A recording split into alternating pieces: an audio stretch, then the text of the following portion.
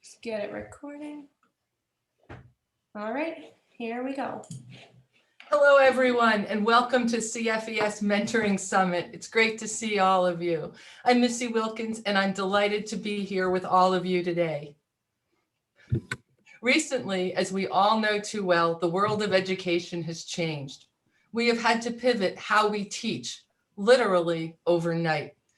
Administrators, teachers, and students are continually adapting and finding innovative ways to meet educational challenge. This includes new ways to mentor. Mentoring today may be delivered differently than it was just a year ago, but the heart of mentoring, which is the quality of the relationship, remains the same.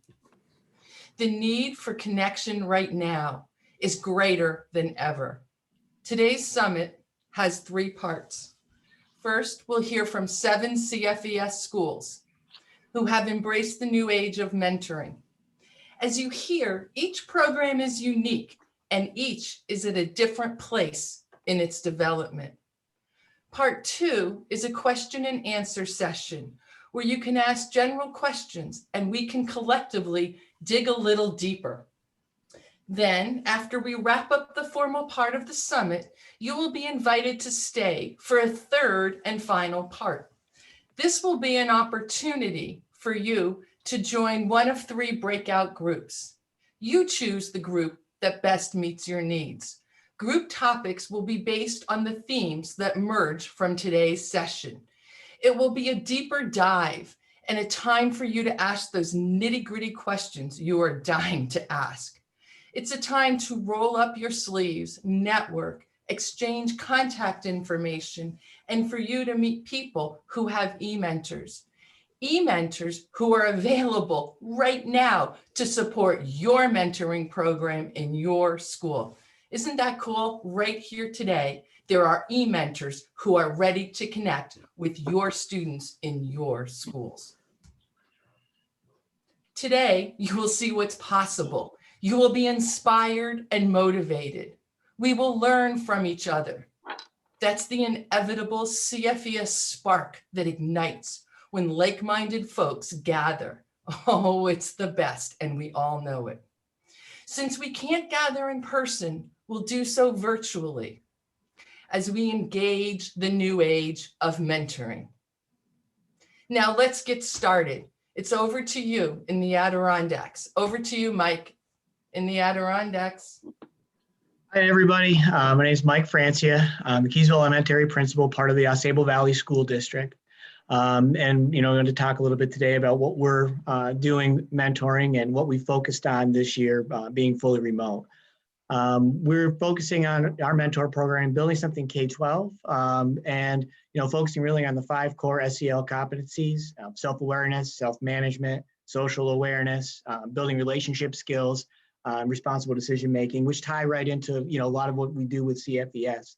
We've also partnered with Sweethearts and Heroes. They've helped us develop our program where we talk about relationship building and building empathy and connecting our students with each other. We've piloted in our elementary building, through our fully remote model, having our 6th grade scholars mentor some of our lower elementary students. We chose 2nd grade. So we were able to work together with our classroom teachers, with Sweethearts and Heroes as well, and CFES to train our 6th graders to meet virtually with our 2nd graders to work on some relationship building and to work on some social awareness and some responsible decision making through different activities.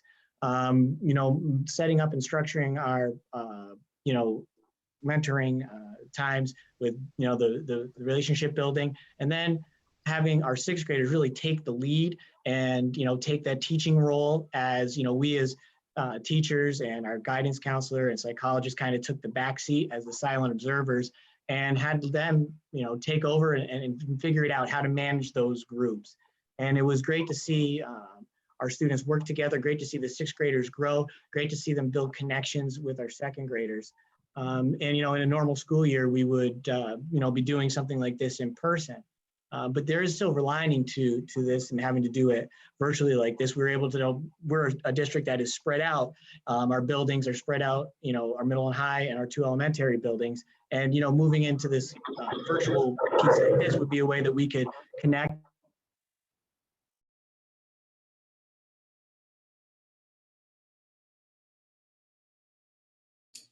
Oh, Mike, you're muted. Oh, sorry about that. We're looking. I know what part you missed, but sometimes starting something new. Starting is the hardest part. We kind of had to embrace the stumble, but it was really worthwhile to build those connections. I think it's something that's really important, especially with students not being here and in person and seeing their peers and being able to still connect our students. I'd love to talk more about this and how we did it in our breakout sessions later. But right now, I'm going to kind of wrap it up and I'm going to turn it over to our next presenter.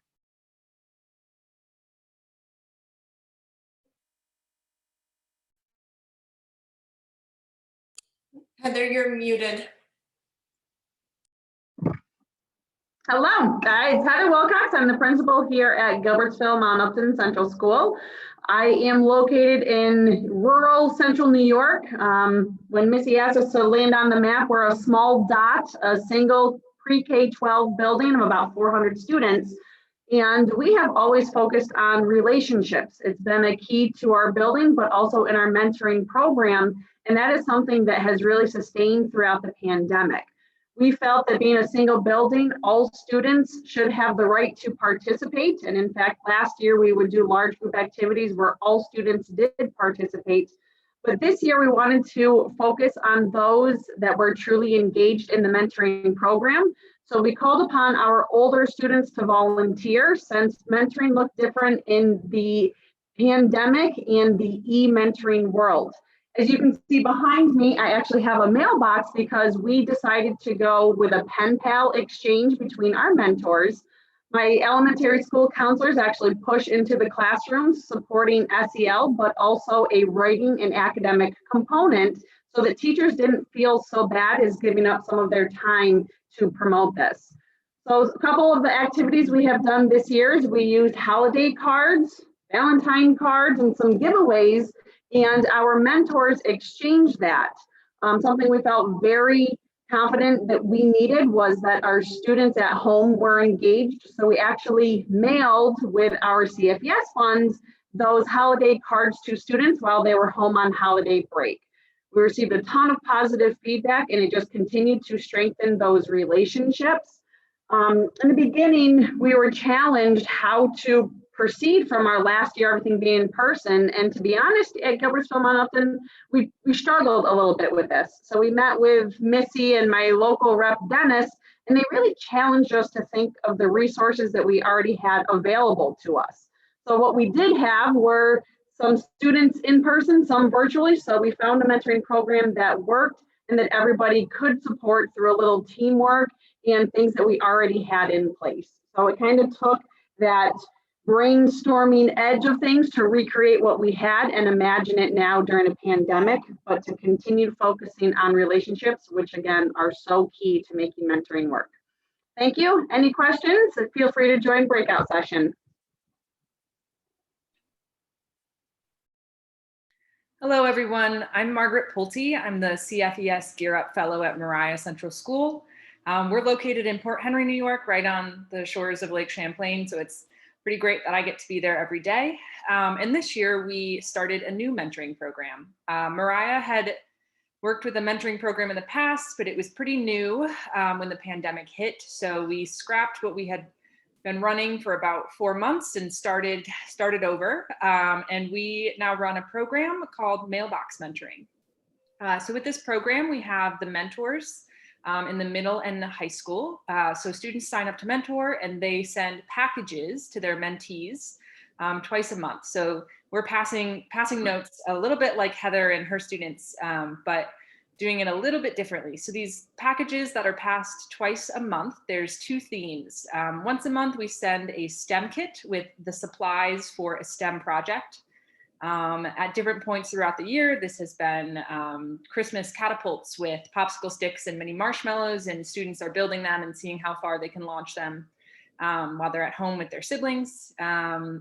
You know, we've also done some mini bottle rockets, some coding with different paper coding kits. And then the second type of package that we send is a connection package. And so these connection packages go out once a month, and they basically just help students connect with one another. So it might be anything from a note to an arts and craft task, and most recently, a video. We had all of our mentors send videos to their mentees.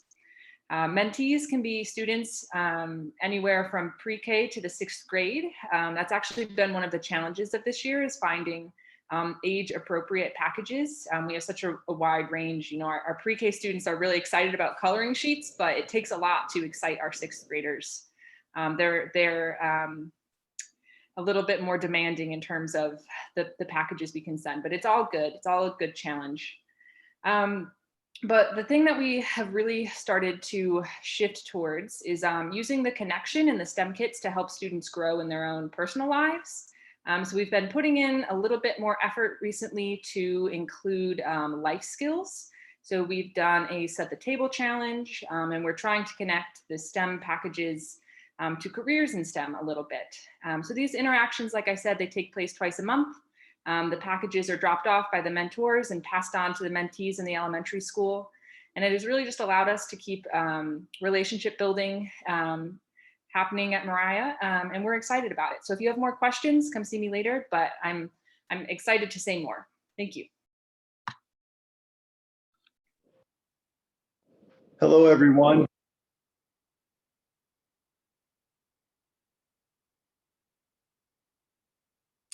Oh, Bob, it looks like you're muted on one screen. Nope, not yet. Okay, how about that? Perfect. Okay, great. You guys hear me okay? I'm sorry, I'm having some technical difficulties.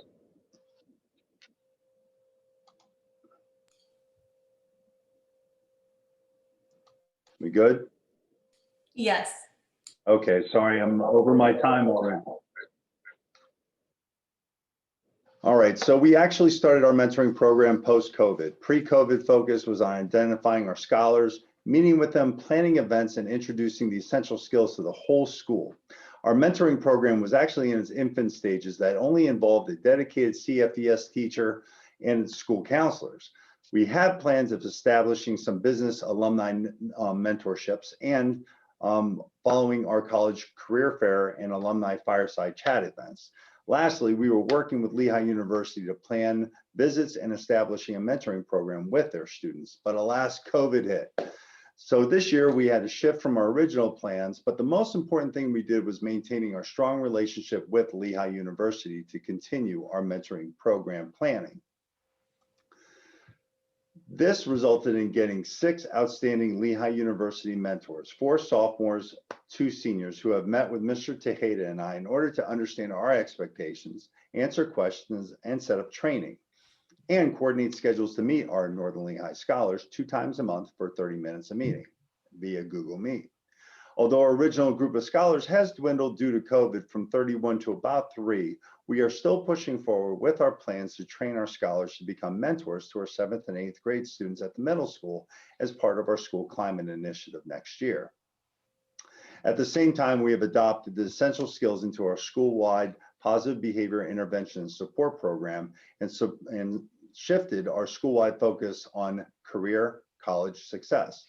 Additionally, we are planning on teaching the essential skills at the middle school level next year. Now, what has helped us in the transformation were 3 main things: maintaining the commitment to find solutions rather than admire the problem or give up. For example, how do we connect with our mentors and our scholars? Obviously, we have multiple platforms, which I am failing miserably at right now. Also, taking each obstacle as a challenge that could be overcome, whether it was safety restrictions or scheduling conflicts. And lastly, maintaining consistent communication with our CFES program director, Mr. Tejeda, our scholars, their families, and our mentorship team consisting of Dr. White, Mrs. Biotro, and Mr. Roberts. Also, having the confidence to entrust my very competent assistant principal, David Hauser, with creating and adjusting our program. If I could offer one bit of advice for anyone looking to begin or strengthen a mentoring program, it would be to ask questions, use your network, be very patient, and be open to new ideas. Basically, use your essential skills. Thank you for putting up with my technological incompetence today, and I'll be available to answer any questions that you may have after the presentation. And if I need to, I'll write it on pencil and paper. Thank you. Thanks, Bob. I'm Chris Mazzella. I'm a retired high school principal in the Adirondacks at Peru High School, and I am now the STEM coordinator and a project coordinator for CFES. I'm actually substituting for one of our fellows. Brett McClellan, is a new dad as of this weekend, and I'm going to talk about the program that he created with the support of myself and the fellows on our team. Like everybody else's mentoring program, since COVID, we have definitely showed a lot of the essential skills. We've used our networks, we've been agile, we've used teamwork, we've set goals, we've continued to figure out ways to meet the needs of our kids. Ours originated last spring when a few of our fellows were former college coaches, Brett being one of them. And as the spring sports for our local colleges shut down, he reached out to some of the student athletes that he knew and asked them if they wanted to participate in Athlete Hour. So every Friday, a handful of college athletes would talk to the region, mostly Beekmantown, but some of our regional schools, about what it takes to be a college athlete, what kids need to do in their middle school and high school and to prepare, and also talked about essential skills that are required. So Athlete Hour was a big hit. It came to the fall and we thought about expanding it. All athletes on all college campuses locally had no sports. So it was a win-win for our student athletes and our college athletes. We went out and recruited 89 college athletes from 3 universities, Potsdam State, Plattsburgh State, and Middlebury. So from our evolution to Athlete Hours, our college athletes went through our mentor training virtually with the help of our fellows, focused on essential skills and icebreakers, and then were paired up through an interest inventory that they took by the fellows and identified who would be a good match for what students. From there, the kids would be able to do a Google Meet within school to connect and build our relationships locally. From there, we have continued to expand our programs. There are other parts of other colleges that are now interested in fulfilling some mentoring program. Like I said earlier, it was a win-win because oftentimes we put the kids in pods. So there's 3 or 4 students to 2 athletes. They tend to behave a little bit better. Many middle school boys are motivated to want to go to their mentoring session with a college athlete. So they continue to behave, do their assignments so they can make sure they make their assignment, their connection with their student athlete. Lots of exciting things going on with our partners here. Again, like everybody else, I look forward to talking about it in our breakout room. And thank you very much. Oh, hello, everybody. Hopefully everyone can hear me. Sorry about that. Good afternoon. My name is Julian Smith, Program Director to New York City Schools and Alumni Network Director here at CFES. Watley's mentor program is supported by myself and guidance counselor Louis Romaine. To begin, Watley's EMentor program is done in a panel style discussion over Zoom that consists of mentors who are male Watley alumni recruited by myself. Being a CFES alumnus of Watley High School makes those connections a lot easier for me. And the mentees consist of males and those who identify as male. All of our mentees are in the 12th grade senior class. The panel style allows for both mentors and mentees to get a better understanding of one another. Allows for the mentors to open up, disclose things that they think mentees will find useful. This is the start. The goal is to include both male and females as the program develops further. I'm also working to include CFES alumni with the possible inclusion of STEM mentors with the support of other program directors here at CFES. The panel style lasts for about 45 minutes through Zoom. During the presentations, mentors answer certain questions.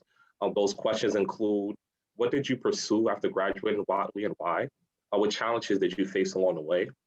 What is the importance of college, vocational school, trade school, or gaining work experience after high school? What's some advice you would give for life after college and what to prepare for? So at the conclusion of each mentor's presentation, again, this is a panel style discussion, I highlight and refocus parts of each mentor's stories to reflect out the core practices of CFES. This includes agility, networking, leadership, goal setting, and of course, perseverance.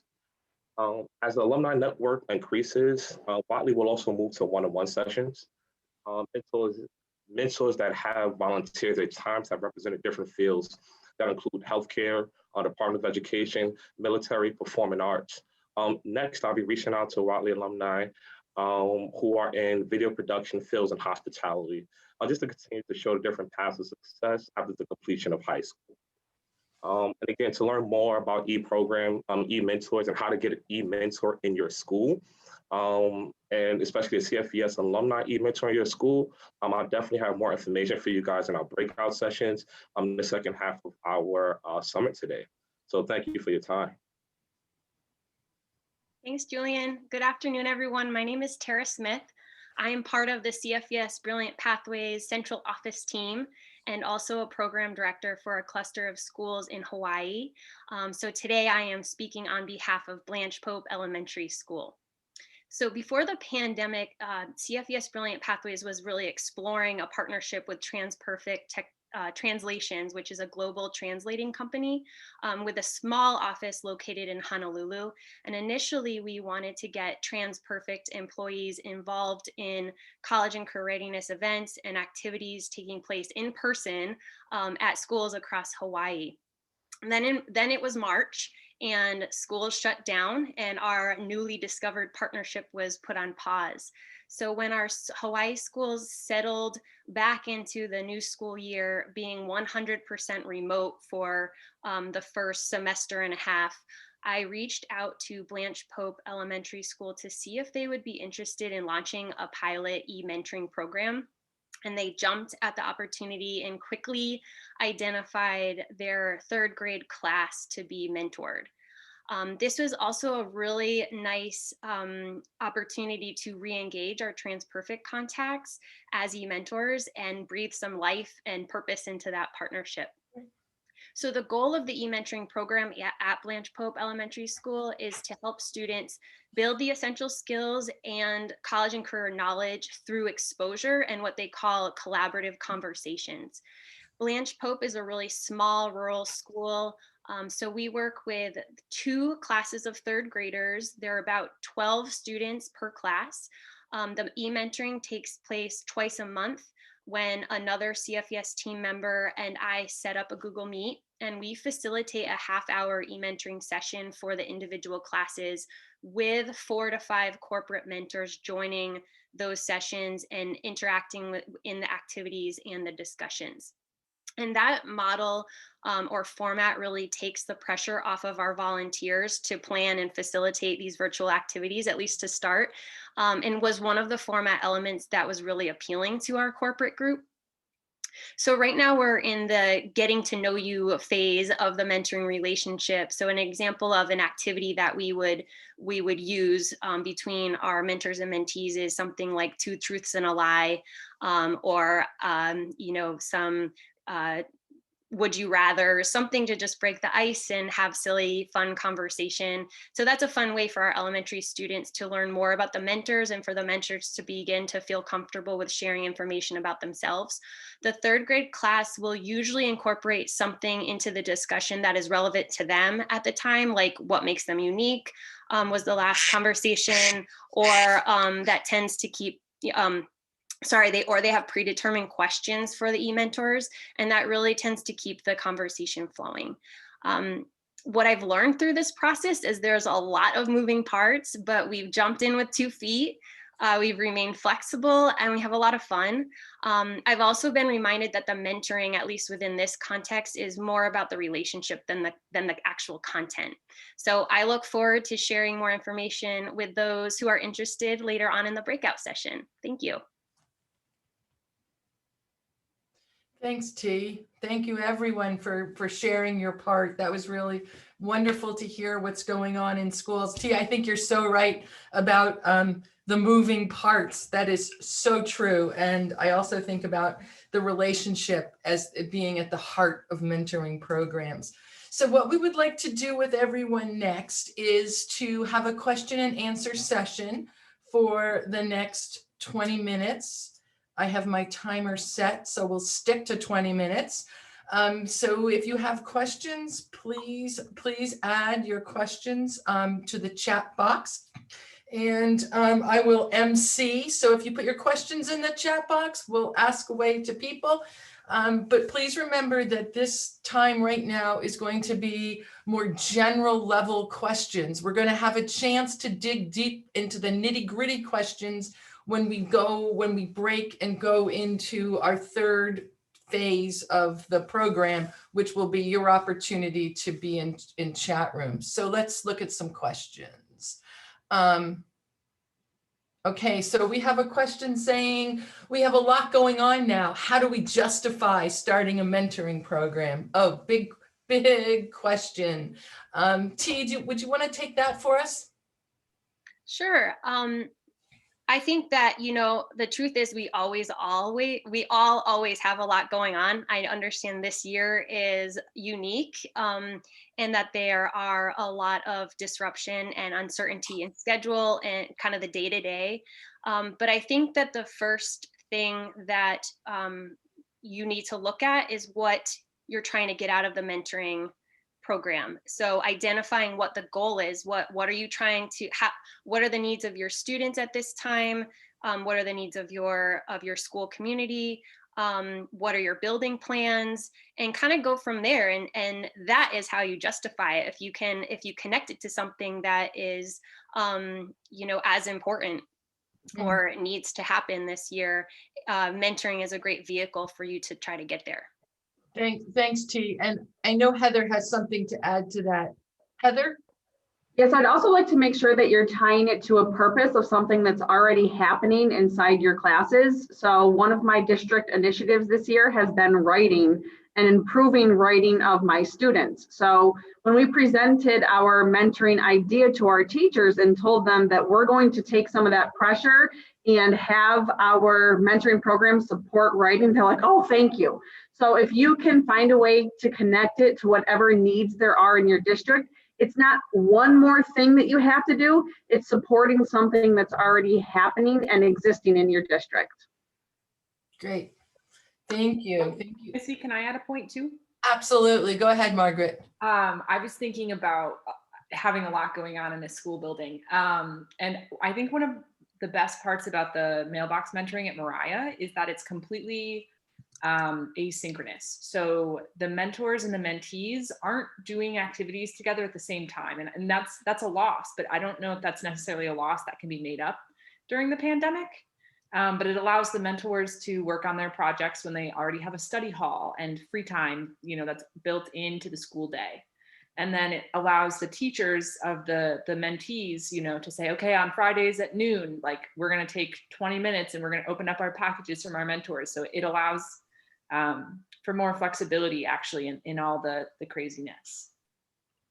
Great, thank you. So I do think that when we really look at it and say, how can we make it work when we have a lot going on? If we want to find a way to make it work, we will. And if we want to find excuses to get in our barriers to get in the way, they will. So it goes back to where there's a will, there's a way. So we have a question, says, how do I find EMentors to work in our schools? And I think a lot of people have touched on it. Do we want to, let's see, who have we not heard from? Missy, I can talk about that one a little bit. Mike came up with EMentors. Mike's EMentors, he was able to find right in-house, which is really a neat way of doing it. Chris, go ahead. I think you have to look at if you have partners in your region. You know, one of the things that we did with the athlete mentor and at CFES, we have corporate partners.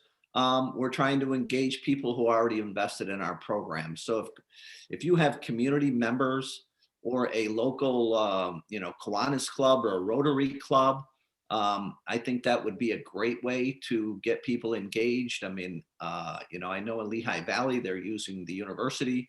So if you have existing partnerships, I would start there and tap those resources.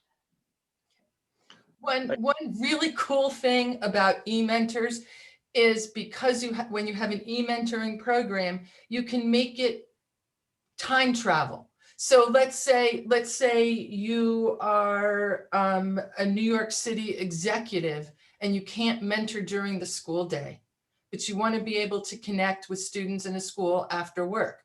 So let's see, 6 o'clock, 7 o'clock in the evening in the East Coast. What time is it? Let's say in Hawaii. Can people mentor at different time zones when you have e-mentoring? Absolutely. Great way to go. And it also, you know, when we looked at it, can also be asynchronous as well. Great. Hey, Miss, I have something as well. Go ahead. So also CFES, we're working, developing and working to grow our alumni network. So we also have alumni who have volunteered to say that they're willing to be e-mentors. So if you have, you know, specific needs, but there are CFES alumni who are already willing to submit their time. If you need more information about that, you can follow me directly, and I can provide my email, or you can speak to me further in a breakout session later on. Great, thank you. Boy, there's a lot coming out in the chat box. Thank you everyone for answering questions. Even if it's not verbally, it's right in the chat box. So Kelsey, when we're done today, can you make sure you capture everything that's come up in the chat box as well? That would be really helpful.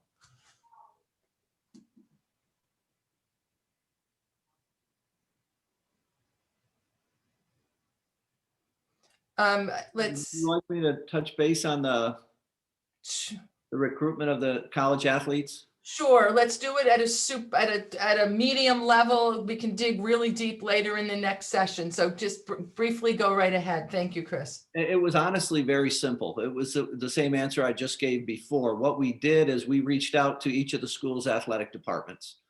You know, there are our partners already, but this was a way to get their student athletes engaged. Some of us attended athletic department meetings to explain what we wanted. And then from there, they sent out a survey to their student athletes and solicited information. Great. And I think one thing to remember is that right now we have more e-mentors available to mentor than we have places for them to be set. So there is a bank of e-mentors ready to come out and support your schools. So we are something to remember today when we go into the breakout sessions to start hunting and looking for that, especially around college athletes, Chris. Yep. Chris with a K. Thanks. Oh, anything else popping up? If we want to use students as mentors, how do we train them to be mentors? Is there mentoring training that we can help to support our students? T, you started to answer that. Would you share a little more? Sure. This is just a reminder that CFES program directors and other team members should be used as a resource. So we would normally be doing in-person peer mentor trainings. Usually it's regional. Obviously that's not happening. So our team is happy to set up individual school trainings, whether it's for students or college students that maybe you're in touch with, or other groups that you are interested in pulling into a mentoring program. So that is a service and a resource that CFES is happy to provide. And we've actually already conducted a number of virtual e-mentoring trainings for different groups And I had suggested it could happen virtually, like in this format where we connect with students in Zoom or Google Meet, or it could be something that our team pre-records and students watch at their leisure or when they're together or as a class assignment or something like that. But it's absolutely something that we would be happy to help with. Great. We have a question from Kelsey saying, we have so many issues right now. How do I justify mentoring? Did we answer that? I'd like to take that one just because I think when you look at where students are with emotional and mental health, and I think Mike can expand upon this a little bit more because really that was the basis of the mentoring program that we worked with him at AuSable. I'd almost want to say, how can you not? You know, how can you not figure out a way to build connections and relationships for many students who are really struggling as a result of the pandemic? And I would say that, please use your network. Please use us at CFES to help it get up and running, and work with your teams to brainstorm ideas on what fits for you. But I think Mike can certainly offer some insights because his school was virtually almost completely virtual the whole fall, and he made it work. So I'll let him pick it up from there. Yeah, and a lot of it came from just, evaluating the needs of our school and getting feedback from our teachers, feedback from our students. And a lot of the feedback that we got for them, the pieces they were missing is that social interaction. We had a mentoring program where we did already connect our sixth graders and, some of our lower elementary students, when we were in person. It just took us, okay, how can we reinvent this? How can we reimagine this and connect our students virtually and come up with a way that we can still train our students and then connect them. I had a lot of buy-in from the staff, and, when, your staff is passionate about it and, there's something that we do here that we're all, we all find the value in it, we make it work. And it wasn't just, one person, it was a large group effort to make something like this happen. And we realized trying something new, we started kind of smaller, a pilot where we were just going to connect a couple of the grade levels, the sixth and the second graders. And we had such success with that. We're kind of building off of that. Now we'll be able to connect the ninth and fifth graders. And still, even though we're back now in the hybrid setting, still using this virtual format of Google Meets and using our breakout rooms and, making sure that we have our staff on board and with it has made it successful. And I know some people talked about the training pieces and things like that. We've used Flipgrid has been a great resource for us to be able to make those quick little videos, get feedback from our students to make sure that they're ready when they go into those mentoring sessions with our younger students.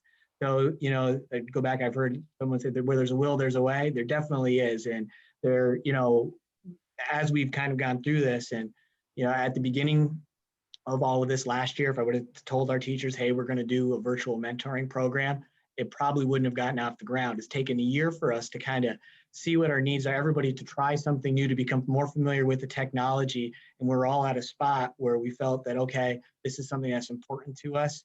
We need to make it happen. How can we do it? And it was a total team effort and collaboration. CFES supported us. And we also found, Sweethearts and Heroes, an outside organization, to come in and help us as well. So now we've tried it. Now we're growing in a spot where we're expanding what we can do. Great. Thank you. Thank you so much.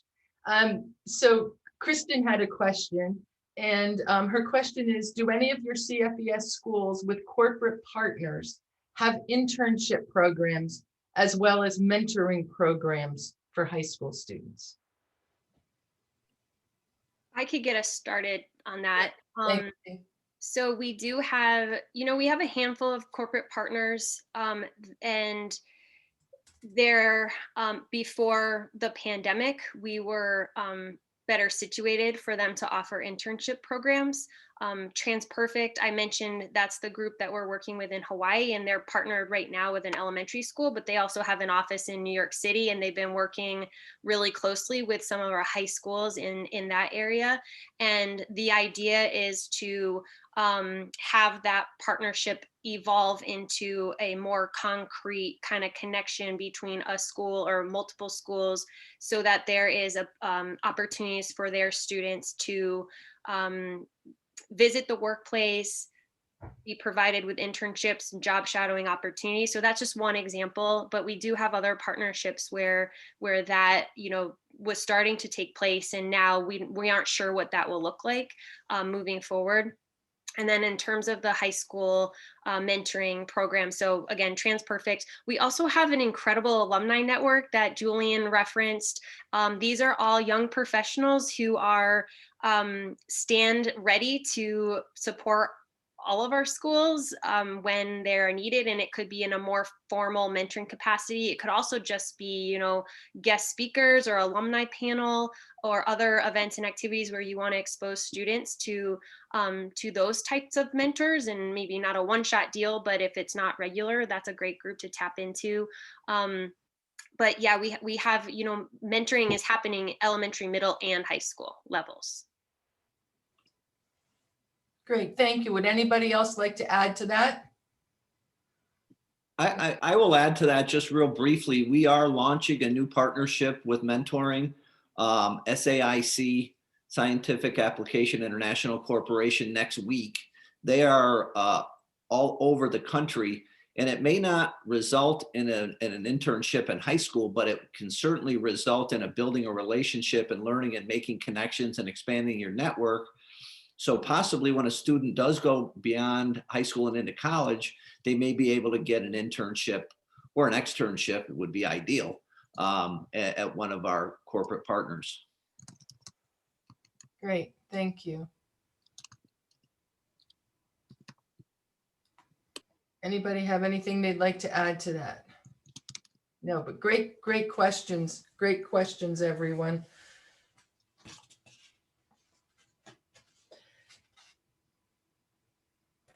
Yes, So, if I may. yes, you may.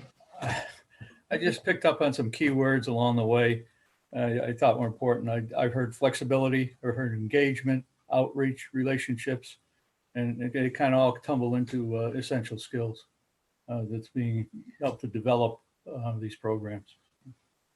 Just an observation. Good, great points. Love it. Anybody else have an observation? Anybody who's here listening today have an observation they'd like to hear before, or like to share before we transition to our next session?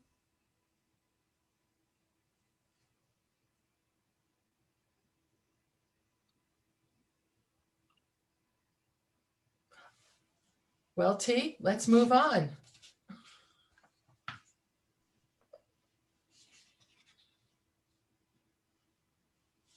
So T, what did you think about those questions and presentations today?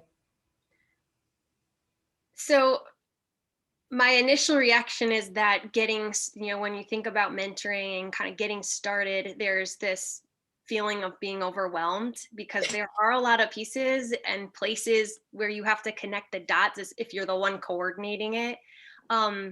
But what I heard, you know, in the presentations and throughout this Q&A is that it's never too early and it's never too late to get started. That starting something new can be scary, but if you just do it, you'll be pleasantly surprised. I also heard that, well, and because I mentioned this part, that content isn't as important as building a meaningful relationship and connection with students. I also really appreciate the what someone shared about sort of embracing this disruption, right? Because we have to recreate and reimagine mentoring programs. If they were existing in schools, then absolutely they have to be adjusted and to fit the new setting that we find ourselves in. But there's been a silver lining that in some ways it has made the mentoring programs better and fresh and more meaningful. I also heard that communication is key, and I agree. It has to be constant and clear and consistent, and that will help with that overwhelming feeling and knowing that you're connecting the dots. Tapping into resources is really important, whether it's your CFES program director, other schools, other people in the building. or, other networks that a school might have access to. Relationships are at the heart of the mentoring program, that it's important not to view mentoring as an add-on, and kind of look at ways that it can really augment or streamline the needs and goals of the school. And Mike, mentioned or talked about this more specifically, needing to evaluate what your school teachers, students need, and identifying the goals that a mentoring program can support. And I'll just add one other kind of statement that was not talked about, but that our good friend Ron Ricks always says, that mentoring is a verb, not a noun. So I'll let that sink in a little bit. But those are the pieces that sort of stuck with me the most. Great. Thanks, T. So I think it's absolutely so true that at this certain point in time where we all find ourselves now, it is really a whole new opportunity for mentoring, for us to move it to the next level and to retool it and look at this as an opportunity where we can make some changes that even later we may want to keep the way that it's been recreated. I was also hearing today that a big key is just to get started. You are never going to have the perfect program set before you start it. It's got to just be enough and start. And once you're starting, you can make the tweaks and the adjustments.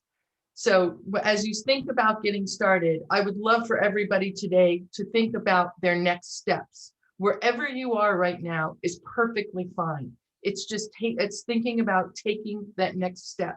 And your program director is an incredible resource, as well as the broader CFES network, like our people here who presented today.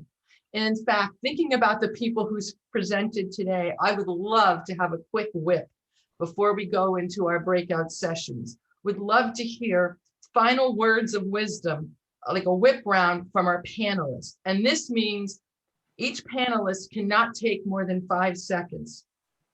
And I know Rick is timing us, you guys, okay? So let's make it stick and let's do a great job. Okay, Rick, are you ready? You can time us now. So quick whip around. We're going to start with Mike. Words of wisdom that you want to share with everybody, short, sweet, and tight. Ready, team, go. Mike. Embrace the stumble. Setting up a mentoring program is worthwhile for everyone. Heather. Relationships are key. Keep it simple. Love it. Margaret. Make it fun, even if you only have 15 minutes. Love it. Bob. Overcome, adapt, improvise. Says the Techno Challenge guy today. Chris. Mentoring is a two-way street. It's a win-win for the mentor and the mentee. Julian.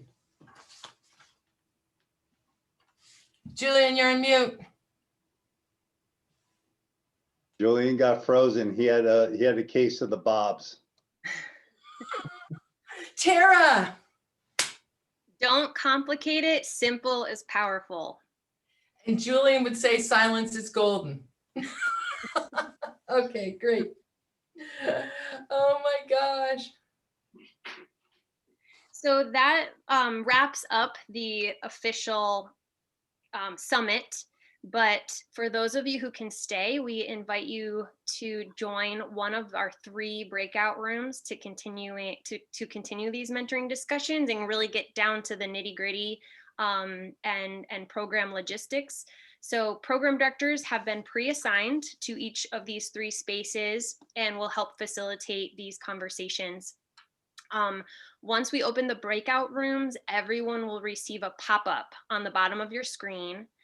Presenters and PDs, as I said, are automatically assigned, so don't be looking for that, presenters and PDs. You'll have access to the breakout room button on your toolbar, so you'll click on that. Kelsey, I think we're ready, right? You'll click on that, and it will show you the 3 rooms. To the right of the room name will be a number, and you'll see on the slide, the room numbers correspond with the topics that you want to hear more information about. So to join that room, you'll click that number. You'll also have the option to leave and join as you please by clicking on the breakout room button at the bottom. These breakout spaces will be open for 15 minutes. We'll get a 3-minute warning, and then we'll receive a 1-minute warning countdown prior to the rooms closing.